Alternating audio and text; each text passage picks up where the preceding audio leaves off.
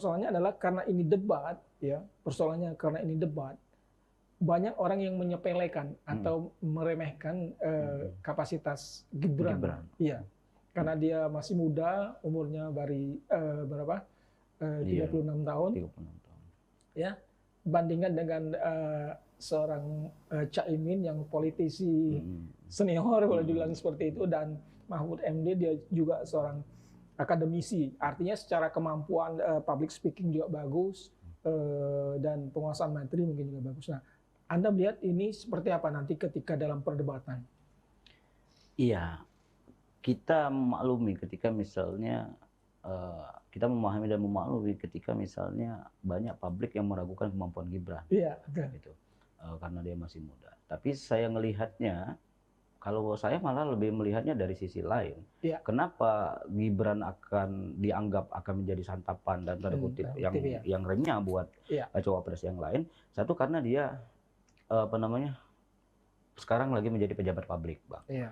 Dia menjadi wali kota, dan itu bisa track record dia selama beberapa tahun menjadi kepala daerah di Solo ini bisa dijadikan peluru. Dijadikan bahan serangan oleh cawapres yang lainnya, misalnya soal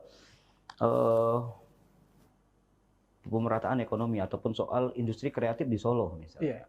Ketika ini misalnya digali secara substantif misalnya oleh cawapres yang lain, ini bisa menemukan ada mungkin satu problem, dua problem yang sangat substantif, sehingga itu bisa dijadikan serangan yang mematikan buat Gibran. Kalau soal public speaking dan segala macamnya, saya rasa Gibran karena dia pernah ikut debat, saya rasa itu tidak menjadi soal dan hanya perlu latihan gitu. Semua orang kan latihan gitu, Pak. Jadi kalau soal dia masih muda dan dan dia dianggap tidak menguasai materi, itu juga sebenarnya berlaku semua untuk yang lain. Bahkan kalau misalnya kayak Pak Muhaimin dengan Pak Mahfud kan belum pernah debat calon kepala daerah maksudnya. Oke, mereka pejabat publik tapi mereka belum pernah merasakan iklim debat gitu yang ditonton oleh jutaan orang. Nah, saya melihatnya seperti itu, lebih ke sana, dan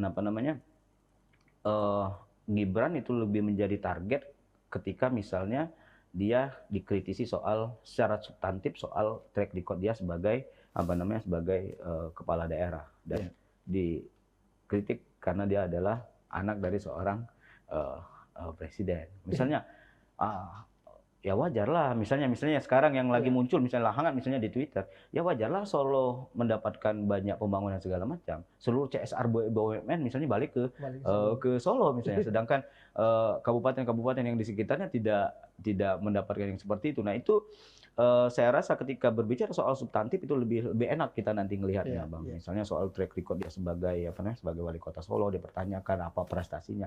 Begitu juga nanti mungkin Gibran mempertanyakan kepada Pak Mahfud. Pak Mahfud selama menjadi Menko Polhukam apa saja yang terkait dengan tema itu tentunya ya, Pak.